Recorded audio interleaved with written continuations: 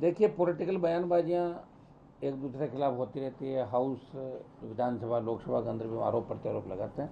लेकिन कोई व्यक्ति, एक पार्टी का प्रदेश अध्यक्ष जो राज्यसभा सांसद है मदन राठौड़, वो मेरे लिए प्रशिक्षण शिविर बीजेपी का चल रहा था, उसमें कुचामण के अंदर मीडिया से और लोगों से आह्वान कर रहा है कि इस व्यक्ति का सामाजिक बहिष्कार करो, जबकि समानता का अधिकार हमें संविधान देता है। सामाजिक बहिष्कार की बात कोई भी नहीं कर सकता। अगर सामाजिक बहिष्कार की कोई बात करता है तो उसके खिलाफ आपराधिक कृत्य दर्ज होता है।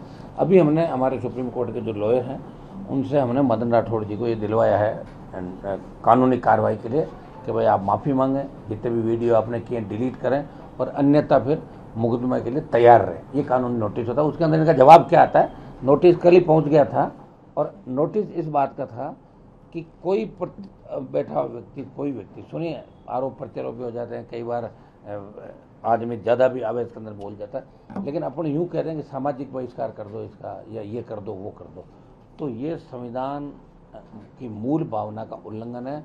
और मदन राठौड़ राजस्थान सरकार ज्वाइन के राज्यसभा के मेंबर है, बराबर मेरे साथ वो लोकसभा के अंदर बैठते हैं, और उन्होंने इस तरह की भाषा का प्रयोग करके भड़काया लोगों को, जिससे मेरे समाज सहित पूरे देश के अंदर जो नौजवान मुझे पसंद करता है उनके मन में रोष है, गुस्सा है। इसलिए हमने कानूनी नोटिस उनको दिया है वकील के मार्फत कि आप इसका जवाब दें, और नोटिस कल उनके पास तामील हो गया मदन जी के पास। उसके बाद इनका अगला जवाब क्या आता है? अगर जवाब से हम संतुष्ट नहीं हो तो मुकदमा दर्ज कराएंगे मदन राठौड़ जी के खिलाफ। ये क्या संसद में भी लेकर जाएंगे? ऐसे नहीं कह सकता कोई भी। आज पत्रकार, नेता, चौथा स्तंभ आप लोगों, हम विधायिका के अंदर है, कार्यपालिका, आप हर बात से थोड़ी कर सकते हो। हाँ, कई बार भावावेश के अंदर कोई व्यक्ति कह देता है। सामाजिक बहिष्कार की जो बात करें, और मदन जी को शायद पता नहीं कि राष्ट्रीय लोकतांत्रिक पार्टी ने कहीं ये किसी को नहीं कहा कि आप मंत्रियों का विरोध करो। अगर मैं कहता और उसके बाद वो मेरे पे डालते तो मानो पानी, बिजली और कानून व्यवस्था को लेके कुचामण के अंदर लोकतांत्रिक व्यवस्था जो प्रचार कर रहे थे, वो विरोध कर रहे थे, और उस बात को इन्होंने मन से ले लिया। हाँ, ये सही है, वो घबरा जाते हैं। पहले भी मैंने कई बार देखा, हल्ला उल्ला होने के बाद इधर उधर हो जाते हैं। कच्चे दिल के आदमी, मजबूत नहीं है। लेकिन इतना ज़्यादा हो जाना कि 3-3 मुकदमे, एक मामले के विरोध प्रदर्शन के 3 मुकदमे दर्ज होना कुचामण के अंदर। राजघारी में बाधा पुलिस करा रही है, उनके नेता अलग करा रहे हैं। तीसरा और 151, 4 FIR। और यहाँ भी मेरे बच्चों पे जो मुकदमे दर्ज किए हैं, SMS का जो मुकदमा था उसमें राजस्थान सरकार घुटनों के बल आई, कमिश्नर ने समझौता किया, मुकदमे में कोई कार्रवाई नहीं होगी। वीर तेजाजी महाराज सर्किल का जो मामला था सांगानेर के अंदर, उसमें यह था, मुकदमे में कोई कार्रवाई नहीं होगी, FIR देंगे। चाकसू का जो मुकदमा था, रिया बड़ी के अंदर जब हम आए थे तो सरकार बाड़ी घाटी के अंदर सुबह 5 बजे आई और सारी हमारी मांगे मानने के 5 महीने बाद FIR लॉन्च कर ली। परसों के एक झूठा FIR और करेगा, हमारी गाड़ियाँ तोड़ दी पुलिस की। इससे कोई फर्क नहीं पड़ता। जितने मुकदमे हमारे खिलाफ करेंगे उतनी ही तादाद में नौजवान भारतीय जनता पार्टी को सबक सिखाएगा। कितनों को जेल में डालोगे? आने वाले दिनों में हम राजस्थान में जेल भरो आंदोलन भी चलाएंगे, क्योंकि विपक्ष राजस्थान में राष्ट्रीय लोकतांत्रिक पार्टी है। इसलिए हमें 2.5 साल इस निकम्मी नकारा सरकार से मुकाबला करना है। आप देखिए किन किन मुद्दों को लेकर वे सत्ता के अंदर आए। एक कल का आपने बयान मेरा देखा होगा कि जो प्रक्रिया दिन भर्तियाँ हैं, इसके अंदर आप देखिए, एक सरकार नियम ला रही, किसी ने सही सुझाव दे दिया होगा, कई लोग बैठे हैं, तो सरकार कह रही कि हम नियम ला रहे हैं साहब, वेटिंग में जो होंगे बच्चे, जैसे किसी डिपार्टमेंट की 10,000 की भर्ती निकली और 10,000 बच्चों को हमने ज्वाइनिंग करा दिया। उन 10,000 में से 2,000 बच्चे ऊंचे पदों पर चले गए, तो 2,000 पद खाली हो गए। तो सरकार ये नियम ला रही कि उन पदों को हम वेटिंग से भरेंगे। ये अच्छा नियम है, लेकिन ये वेट कब आएगा? ये प्रक्रिया दिन जो भर्तियाँ हैं, 53,000 चतुर्श्रेणी, उसके बाद तमाम जो भर्तियाँ अभी चल रही, उनमें ये नियम लागू होना चाहिए। नहीं तो क्या होता है कि एक टीचर भी लगता है, थानेदार भी हो जाता है। 4th क्लास, आजकल तो आपको पता है कि बेरोजगारी इतनी है, बेरोजगारों के रिश्ते भी नहीं होते हैं, तो बच्चे को सरकारी नौकरी से चपरासी हो, वो भी लग जाए, रिश्ता कर दो, तो चपरासी लगकर फिर उसका बड़ा सिलेक्शन होता है, तो चपरासी की पोस्ट वहाँ से खाली हो जाती है। वो कब आएगी? 10 साल बाद, 5 साल बाद, 15 साल में कब भरी? इसलिए वेटिंग के अंदर जो आता है, वो वेटिंग नियम तमाम प्रक्रिया दिन भर्तियों के अंदर लागू होना चाहिए, ताकि हमारे बच्चे जो वेटिंग में है ना, तुरंत एक गया दूसरा भर गया। ये सिस्टम सरकार को लागू करना चाहिए। सरकार हमें इस मामले की भी मांगते हैं। देखिए, उनको मैंने फ्रेंड किया, साधुओं को, मेरे कांटेक्ट में थे। हम लोकतांत्रिक तरीके से साधुओं के समर्थन के अंदर है। और देखिए, सरकार ही रिको रद्द करेगी, मेरे आदेश से नहीं होता। हम सरकार पर दबाव जितना बढ़ाना हमने बढ़ा दिया। पूरे देश के अंदर बात चली और मदन राठौड़ मुख्यमंत्री को दिल्ली तलब किया। नया संगठन महामंत्री भी आ गया। ये हनुमान बेनीवाल और RLP की हुंकार का ही परिणाम था कि बीजेपी के अंदर खलबली मच गई, कोई किधर भाग गया, कोई किधर, ठीक हो रहा मामला। तो हमने साधु संतों को ये कहा कि आपकी वार्ता जो भी संधु परिषद आपसे कर रहा था, वार्ता करें, उसमें कोई दिक्कत नहीं, लेकिन वो 7 जो एजेंडे थे रिको स्थापित, उन बात पे आप लोग रहना, उनका उन बात पे हम रहेंगे। कोई मंत्री जाए संतरी जाए, हमारे क्या फ़र्क पड़ता है, हमें तो उनका आशीर्वाद मिल गया, जहाँ आवश्यकता पड़ेगी हम साधुओं के साथ खड़े हैं। साधुओं 2 महीने से बैठे थे, वो आपकी वो ले रहे थे, समाधि ले रहे थे, वो भी मैंने रोका। और हमने भाजपा को उसका एजेंडा याद दिलाया कि साधु गाय ये बीजेपी का एजेंडा है, आप अपना एजेंडे से भटक रहे हो, आप जमीनों पर कब्जे, बजरी माफिया, पर्यटन भू माफिया, पेपर लीक, इनके अंदर शामिल हो गए। अपना एजेंडा उनको याद दिलाने के हनुमान बेनीवाल और राष्ट्रीय लोकतांत्रिक पार्टी ने बड़ी हुंकार राजस्थान के अंदर भरी थी। भरतपुर के अंदर इसी महीने के अंदर में वो कह रहे हैं भरतपुर में घोषणा देंगे सीएम का जिला, वहाँ मैं लाखों लोगों की बड़ी रैली कर रहा हूँ भरतपुर के अंदर। उसकी तारीख का ऐलान कल संघर्ष समिति ने मुझे आमंत्रित किया। भरतपुर के अंदर जाट, भरतपुर, धौलपुर, डीग नया जिला बन गया।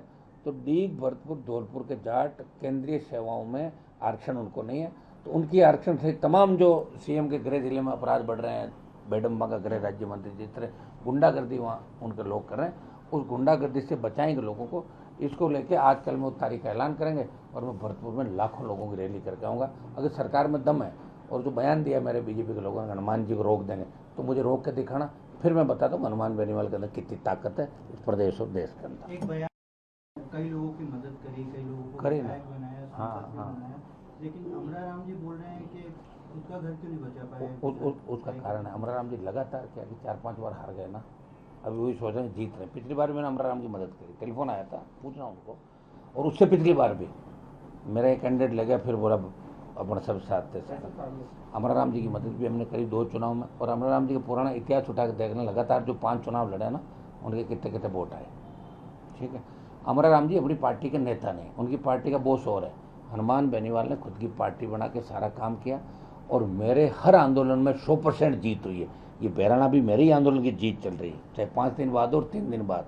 ये आंदोलन क्या यार बहुत बड़ा मुद्दा था कि 800 बीघा रिको को ट्रांसफर करना, छोटा मुद्दा नहीं है। नहीं, सरकार को पता नहीं करेंगे तो हनुमान और परेशान करेगा, समय बहुत है, करेंगे। चुनाव को लेकर विधानसभा के चुनाव को लेकर भी करें, बौखलाए हुए ना भाई। अब इनके पास वार कुछ बचे नहीं ना, तो कभी अमराराम आएगा, कोई रामू राम आएगा, कोई इधर से निकालेंगे जगह जगह से पुराने जितने भी लोग हैं। लेकिन अमराराम जी के यहाँ आरएलपी ने अमराराम जी को कंप्लीट वोट दिया और कम्युनिस्ट पार्टी के नागौर जिले में 2-3 हज़ार वोट है पूरे संसदीय क्षेत्र में, वो सारा ज्योति मिर्धा को मिला। आप समझ रहे हो कितने दोगले ये लोग। आरएलपी का वोट मिला अमराराम को और कम्युनिस्टों का 3-4 हज़ार वोट मिला भारतीय जनता पार्टी। तो ये कोई हमारे हितैषी नहीं है। क्योंकि थर्ड फ्रंट की हम बात करते हैं, अमराराम जी मेरे सीनियर है, हमने खूब लड़ाई साथ लड़ी, लेकिन जो बयान उनके अच्छा नहीं। चुनाव हार जीते, उनकी जमान जब तो ना 3 बार अमराराम जी, तो फिर क्या हुआ, कर लो कुछ नौकी तेरा। ये तो मेरा ही वो था। अमराराम जी ये कह दे कि राष्ट्रीय लोकतांत्रिक पार्टी के वोटों के बिना मेरी जीत हुई है, तो आरएलपी के लोग बता देंगे। नहीं तो मैं ये कह रहा हूँ कि कम्युनिस्ट पार्टी के सारे नागौर के वोटर भारतीय जनता पार्टी के साथ थे, मेरे साथ एक भी कम्युनिस्ट नहीं था, फिर भी मैं जीता बिना कम्युनिस्ट वोटों के। और मेरे सामने खियूसर में 6 बार कम्युनिस्ट लड़े और 1000 का आंकड़ा पार नहीं किया, बेचारे 500, 300, 200 लटकते हैं। देखिए, मैं SMS अस्पताल भी गया था और अस्पताल जाने के बाद वहाँ IG, SP, कलेक्टर तमाम लोगों से बात हुई, DGP से बात करी हमने। वो माइंस माफिया जो भी हैं गुजरात की फर्म बताना, जिसका बहुत सा काम है और पर्दे के पीछे यहाँ के भारतीय जनता पार्टी के नेता उसके अंदर शामिल है। और रातों रात उन लोगों ने कोटपुतली क्षेत्र के अंदर आतंक मचाया। बेचारों ने धरना गांव के लोगों ने दे रखा था, धरना SDM ने जब्त कर लिया, सारा टेंट वेंट कुर्सियाँ। और जब धरने पर गए तो इन पर फायरिंग और पत्थर बरसाए, जिससे लोग इंजर्ड हुए। उसको लेकर राष्ट्रीय लोकतांत्रिक पार्टी की टीम कल हमारे नेताओं की वहाँ गई थी, वार्ता करके भी आई थी। समझौता उनके साथ हुआ कि 307 की धाराओं के अंदर लोगों को गिरफ्तार करेंगे, गोलियां कहाँ चली, कितनी थी, उसकी भी जांच होगी। और माइनिंग का जो विवादित एरिया उसको रोक दिया और बाकी माइंस पे भी रोक लगाने की बात करी थी। ये जो सरपंच साहब उस गांव के आंदोलन के अंदर अगुवाई करें, उनके साथ मेरी टीम बैठी थी, SP, कलेक्टर तमाम लोग बैठे थे। अगर हमें लगा कि आगे न्याय नहीं मिलता तो मैं स्वयं उस गाँव के अंदर जाऊँगा और पूरा करेंगे, लेकिन आवश्यकता नहीं है। जो अपराधी है दोषी वो पकड़े जाएंगे और गलत तरीके से माइनिंग माफिया चाहे कितना ही बढ़ाओ उसको राजस्थान के अंदर नहीं पनपना चाहिए। सर स्थानीय सांसद का भी नहीं, विधायक का भी नहीं पहुंचना और सांसद भी नहीं पहुंचे, दोनों ही बीजेपी से। उनका तो अपन क्या कर सकते हैं। अभी बीजेपी के एक जैसे उनकी गलारेत की हत्या की यहाँ पे, मेरी पूरी टीम वही है रात से कल दोपहर से, मेरा काम मैं कर रहा हूँ, अब कोई नहीं कर रहा। और इसलिए लोगों को जलन भी है कि नए नए जो 80 साल के 90 साल के डोगरे निकलने के लिए आ रहे हैं ना बयान देने के लिए, ये इस बरसात के टाइम जैसे निकलते हैं, वो यही तो तकलीफ उनको कि हम तो पूरे जीवन किया, लेकिन उनको पता नहीं तुम हर आंदोलन के अंदर सौदा करते थे और सौदा करके आंदोलन में बैठते थे, फिर सौदा करके ही वापस रवाना होते थे। हनुमान बेनीवाल ने सत्ता छोड़ी, सत्ता छोड़ के संघर्ष किया और ये बॉर्डर जाम मैंने किया था, इन्होंने नहीं किया। ये कॉमरेड बॉर्डर मैंने जाम किया, मैंने 7 दिन का अल्टीमेटम दिया कि मैं दोबारा आ रहा हूँ। उससे जब मैं आ रहा था लाख लोग लेके तो चोरी छुपे कुछ लोग जाके वहाँ बैठ गए उन बॉर्डर के वहाँ पर। जब मेरे साथ लाख लोग थे तो लोगों ने कहा फेंकेंगे उनको उठा के, मैंने कहा बिल्कुल नहीं फेंकना, ये भी अपने भाई है, रहने दो।